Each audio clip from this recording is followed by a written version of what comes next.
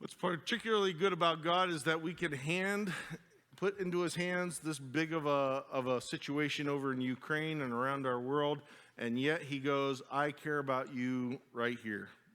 Jesus said, even if 2 small sparrows fall, the Father knows about it. He even knows the count of hairs on your head. Now, that's more impressive for some than others. But, God's not just a big picture God. He's also this intimate going, hey, I know about you. I know about your life. And that's why we're going through this relationship restart. We are inviting God's wisdom into our relationships because our relationships can give us the highest of highs and also the lowest of lows. They're one of the most challenging things that we are going to face. And instead of us trying to go, hey, you know what, I got this, let's invite God's wisdom into our relationships and hit a restart. So we've been using a book by Danny Silk. He puts it this way in a nutshell of going, a healthy, lasting relationship can only be built between 2 people who choose one another and then take full responsibility for that choice. Now, I know it looks like he's just talking about marriage, but he's really not he's not saying this to be against arranged marriages. He's not talking about choice in that sort of a way of going, hey, you've got to choose all these relationships, because there's lots of relationships in which we don't choose, that life just kind of brings along, puts us into that situation. Point in fact is Beck Abraham Argot. He didn't ask to get born into that family, but part of that family he is. He's got a mama and a papa. He's got 2 brothers and a sister. For the good or the bad, that's the family that he's going to be part of. But as he grows, he has to choose to go, these are the relationships I have been given, and will I take responsibility for my part in them? That's what he's talking about with choice. We are no longer just victims of going, oh, I'm trapped by you. No, I have a say in my part. I can't control you, but I have a say in my part of this relationship. The only way to get healthy is when I take full responsibility for my part. And so relationships are about connection. They are not about controlling you. They are not about fixing you. They are not about getting what I want out of you. Though there's wonderful mutual stuff that can happen, it is not about going, I'm measuring this relationship by how much I get out of it. If I get what I want, maybe that's a better way to say it. Making it about what I want. Because if you've been in any type of relationship, oftentimes you are not getting what you want. It is simply offering, I would like to connect with you. I'd like to have a relationship at a certain level. There's different levels of it, and I want that connection. When we take responsibility for that, then we get to choose, well, how do I go about this? As Christ followers, we're called to approach it with unconditional love. That says, no matter what you do, I get to choose my part in this relationship, and I offer connection. I offer love to you. It has nothing to do with whether you deserve it or not, whether you respond to it or not. I am in a posture of loving you as you are. Do I hope for better? Yes. But I'm not here offering love to control you or to fix you. I'm simply offering it as a connection. Okay? That's where we're at. We get that. Well, okay, love's going to be important. But today we're going to talk about an ingredient of relationships that we rarely talk about, and in fact, I think is where most relationships really get tripped up at. If you would get this right, I'm not saying that fixes everything, but it would be a big piece in the right direction. Now, having said that, this is a hard sermon today. I am going to tell you something that you go, huh? Some of you are going to try to listen, and it's not going to make any sense to you, and you will tune me out, and you're not going to hear anything. Some of you are going to listen, but it is going to be something so different that you're going to end up twisting it around and going, no, I'm going to make this into something that I already kind of understood, and miss it. Some of you will listen, understand, and go, well, that can't be right. I'm not going to believe that. That can't be right. So, we'll see whether you can hang on or not. What we need in all our relationships, and it really flows out of this unconditional love, is honor. It's not a word that we often use with relationships. We use it. We understand what honor is. You know, if we want to talk about firemen or soldiers or something like that, hey, we want to honor them. We want to honor their sacrifice. And really, honor is in a group of words that we would all recognize. You know, when we talk about honor, we could talk about respect. Wow, I really respect what they do. I have high esteem for them. They do something really important. They're this way. They are worthy of these things. Because all of these words, and in particular the word honor, is an accounting term. You might not have known that. It's an accounting term. It's to declare the value of something. So if I had some $100 bills up here, and I went 1, 2, 3, 4, and I went, I have $400, I've just honored these 4 pieces of paper. I've told you what they are worth, what their value is. And we get this, okay? That's why we honor firemen. We're like, wow, these are people that run into danger when everybody else is running out. They put their lives on the line. When soldiers, they go out and they defend the country. They're putting their lives on the line. You know, they're risking it all so that we can have a free country, you know, in whatever situation. The police or teachers or, you know, whatever group we go, wow, we want to honor them for doing something great that benefits. They have a high value for us. We understand that, okay? And so in our relationships, we need to talk about how we declare value about the other person. How do we give respect and give honor? Now, we all know how to do this. There is an understood principle that you're grounded in. It's very simple. It kind of goes, look, if you want to get respect, you better give respect. To give respect, you'll get respect. Right? You don't get it, you have to earn it. Oh, we know that, right? We got right down into our guts. Mama and Daddy, they taught us right.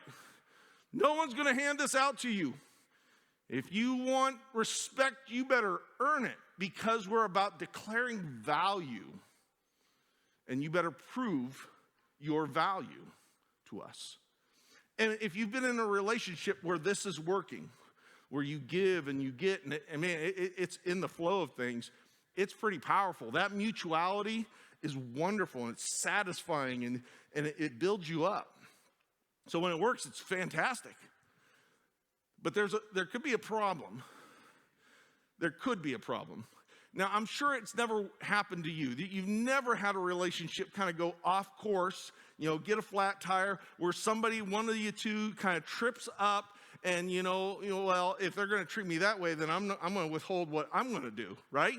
Because I don't have to give you respect. You have to earn it from me. And if you don't do the things that I want you to do, if you don't treat me the way that I expect you to, then I get to withhold it.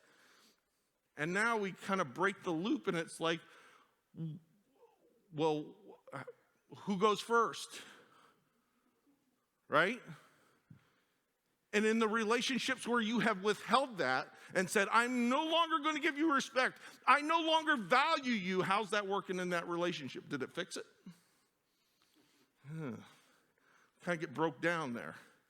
It's great when it's working. And I know none of you really have faced a relationship that kind of gets off course, that's just a hypothetical, right? It's hard to get restarted. But there's really one question we have to ask about this. Is this the way God honors us? Does God go, you want my respect? You better earn it. You want to be valued by me? You better prove it.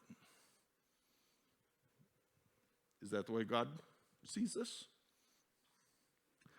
Peter writes in his letter, he says, look, everyone is to show proper respect to everyone. We kind of like, all right, we're kind of good with that, all right? It's general general idea of going, be respectful. Yep, sure.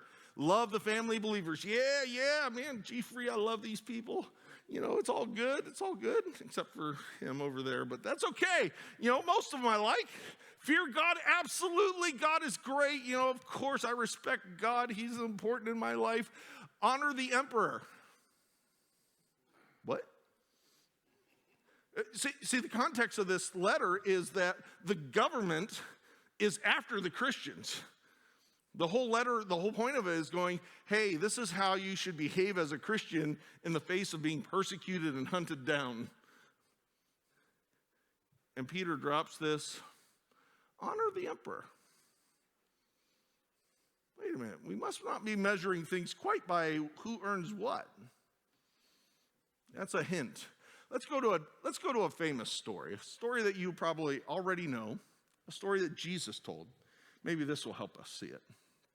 So Jesus told a story that said, there was a man who had 2 sons. The younger one said to his father, Father, give me my share of the estate right now.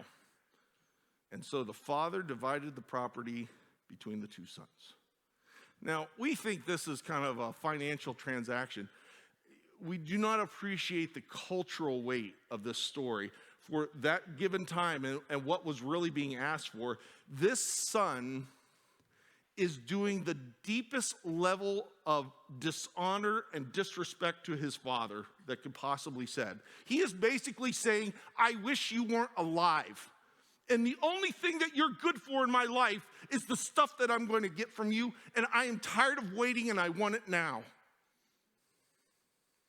It's not just greedy. It's so deeply disrespectful. Most people that heard this story, their jaws would be going, you've got to be kidding me. Maybe our equivalent would be 2 sons, the younger one goes up to his dad and shoots him so he can get his inheritance now.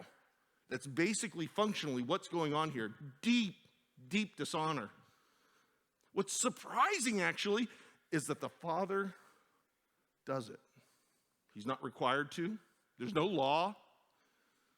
But if that is what your choice is, I'll honor that. Deep, deep disrespect. I'm sure this hurt the father, wounded him. And then he adds on this. He says, then not long after that, the younger said, not only do I want my stuff now, I am tired of even being in your shadow. I don't want to be around you. I don't want to be a part of you. And he gathered all the stuff he had, and he set off for a distant land. And there he squandered his wealth in wild living. He not only disrespected his father, he went, I don't care about having any relationship with you. And even though that the father acquiesced in this sense, it didn't save it. See, in this series, we're not talking about principles and tools of going, how do you make sure that this relationship works out right? Because that would be about control. You can't control the other person. The other person can make bad choices. They can be the wrong person in this. You can't fix that. All you get to choose is who I am in this relationship. And even though the father gave in, the son still broke that connection and went to a foreign land and was irresponsible and foolish and selfish. He is a train wreck. This is a bad guy. No honor here, no respect, no worthiness. So he spent all his money, and he was like, man, when the money dried up, all my friends dried up, and all the jobs dried up. In fact, the only job he could get was this terrible job of feeding pigs because a famine had come and wrecked the economy. So here he is, he's feeding these pigs, and at one point he's like, man, I'm starving. I'm almost ready to eat what the pigs are eating. And then one of the most beautiful lines in all Scripture says, he came to his senses. I love that. He came to his senses. Sometimes in relationships, you know what? You can't fix them. You got to let them come to the place where they come to their senses. You've got to let them go to a foreign land. You've got to let them be irresponsible because I can't control them. I can't fix them. But I can pray, Lord, bring them to their senses. It's a powerful prayer right out of this. He comes to his senses and he goes, you know what? Back home on the ranch, even my father's slaves are doing off better than I am here. So he makes a plan. He goes, I'm going to go home. And I'm going to give this speech because I know what I've done. I'm going to say, Father, I have sinned against you. I did what was wrong. I dishonored and disrespected you. I sinned against heaven and against you, and I am no longer worthy. You see the language? I have no honor. I'm no longer worthy to even be called your son. I don't get a connection anymore. I have renounced it. I have been so disrespectful that I have no claim to that anymore. All I simply ask is, can I have some crumbs as a slave on your ranch?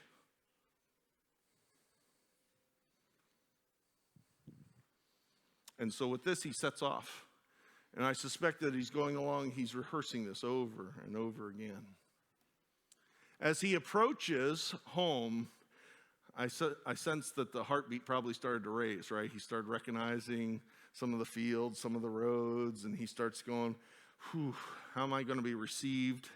How is this going to go? He probably imagined every terrible possibility because he's like, I know how I left. I know what a horrible thing I have done. But Jesus said, while he was still a long way off, the Father saw him. And he said, that no good, rotten scoundrel, how dare he show his face here? Does he know what he has done? Do you know how badly he hurt me? I bet you he squandered it all. And now he's going to come back begging home. That ain't going to happen. He can just keep right on walking. He has no honor here. He hasn't earned a thing. Oh, that's not it. I'm sorry. I got caught up there. No, the Father saw him what? Was filled with compassion and ran to his son and threw his arms around him and kissed him. Can you put yourself in that moment? The son's coming home, the heartbeat's raising. He's like, I don't know how this is going to go. And then you see your dad running towards you. You know, I suspect he's like, should I run? Should I hide? What's going on here? Dad never ran before. I don't know what to do with this. Is he coming to hit me? What? And then to his utter surprise, to be embraced and kissed. Like his jaw has to be now dropped wide open. This is not what I was expecting. And I suspect that he kind of had to gather himself, kind of push Dad off a little bit, kind of gather his senses, right? He had come to him, and he starts in his speech. He says, Father, I have sinned against heaven and against you, and I am no longer worthy to even be called your son. I renounce the connection. I recognize I have earned nothing. I am disrespectful and dishonorable in every single way. Oh, what was the next part of his speech? Remember? This wasn't all of it. What was the next part? What was he going to ask for? Oh, he doesn't even get to that part. He gets interrupted. It's not like the dad goes, okay, let me see how good this apology is. That's what we do, right? When we get hurt or we get wounded. Let's see how well you can apologize. Let's see if you can get it right. Apologizing is important. But the Father I don't even know if he heard the words, right? Jesus goes, but the Father, he's not even paying attention. He's going, quick, come on, servants, hurry up. Come on, bring the best robe, put it on him. Get a ring, put it on his finger. Get sandals on his feet. This boy is dressed terrible, and I can't have it in my house. He was really worried about fashion. No, we miss what this is. These are items of honor, of belonging, of connection. My son has come home. He gets to wear the family robe. He gets a ring to show that he is part. He gets sandals. He's no longer a beggar. Bring the fatted calf, kill it. Let's have a feast. I want to throw a party for my son. We will honor him, when he brought back nothing. The father forgot that you're supposed to earn it. And he's giving it away. Well, the party's going on, and remember, there's a second son. That son hears the party and goes, what in the world is going on? He doesn't go to the house. He calls one of the servants over. What's happening? Your brother, he's back. We're having a party. He goes, that scoundrel, that squandered everything, and now he's going to come marching back in here? I don't think so. He refuses to go into the house, so much so that the father has to come out to him. Think about that. Do you think that's the way that order should go? The father responds to the son. He has to come out to the son, and the second son says, look, all these years, I've been slaving for you and never disobeyed your orders. I have been respectful. I have been honorable. I have done what is right. I have done what was asked of me. I never complained. I never griped. I have earned my respect. And yet you never gave me even a young goat so that I could celebrate with my friends. I've earned it. Why isn't it delivered to me? And yet you're giving it to him? Do you know what I have sacrificed? Do you know how hard I've worked?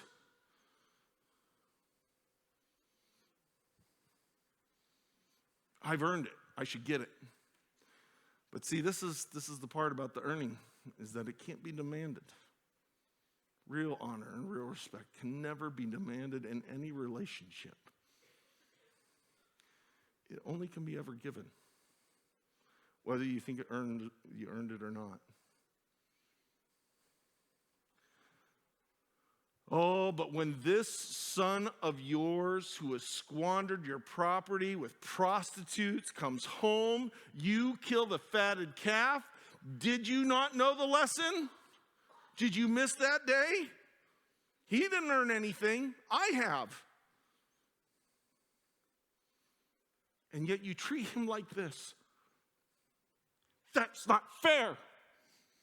I want what I deserve in this relationship. And I demand that I get it. And he's the one standing out in the field. We do that in our relationships, right? You owe me. And I don't get it. And then when you screw up, I go, I owe you nothing. It's called dishonor, disrespect. I like the word disdain, right? We may not say the words, but our body language is quick. Okay, there's like physical abuse, and then right below that is the rolling of the eyes. It will lay out the biggest man ever. It cuts right to the very soul of a person, right?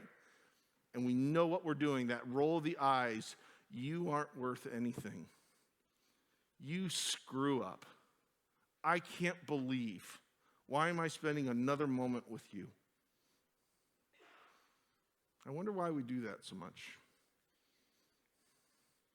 Maybe there's a power and a control in that moment of going, see, because you've got to earn it, I get to be judge, jury, and executioner. If you're a wonderful person, sure, fine, I'll hand out honor and respect, of course, because it's easy. But you don't match my expectations, I'm cutting you off. You're out in the cold.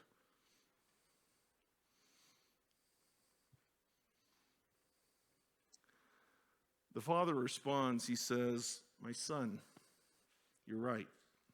You are always with me.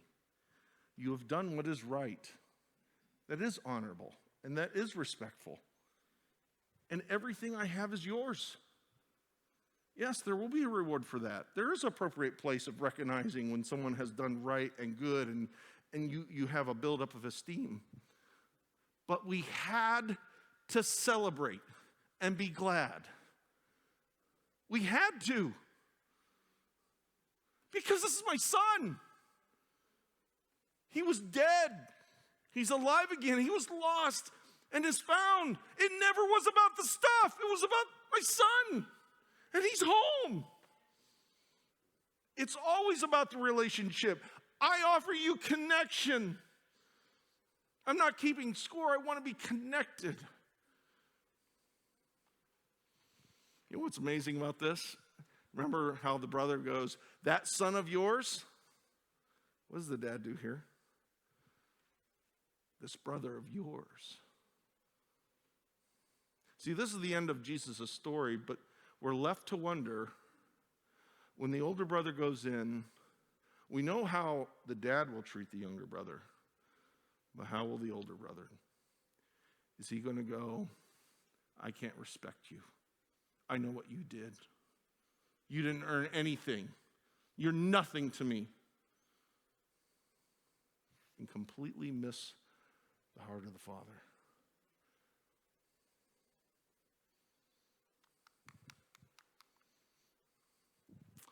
There is some type of control when we go, yep, you have to earn it, because it puts me in the driver's seat. And I can, until you match up to my standard, I can cut you out. But we've just seen a picture of how God goes about this. You can be the worst screw up of all. Be so disrespectful, so dishonorable, squander it. And I still offer you connection. I still recognize your value. Because there are consequences for mistakes. We'll get to that. But you are more than your mistakes. You are more than your flaws.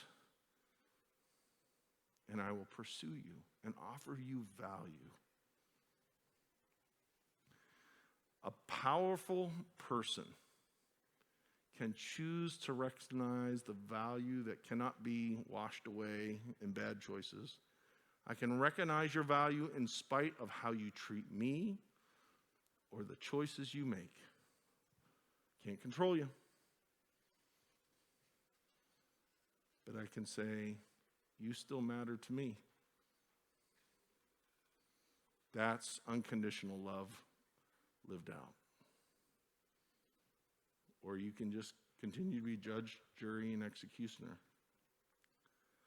See how that works for you. God calls us to honor, give honor and respect, even to those that don't deserve it. Because in his eyes, they still have value. Let's pray. Lord, we may not like this. This isn't the math that we thought we were going to get.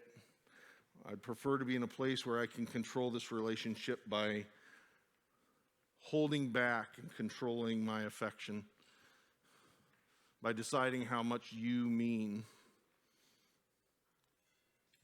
But Lord, this picture is so clear of who you are and who you call us to be, of recognizing that whether we're talking about marriage or a child parent, boss, coworker,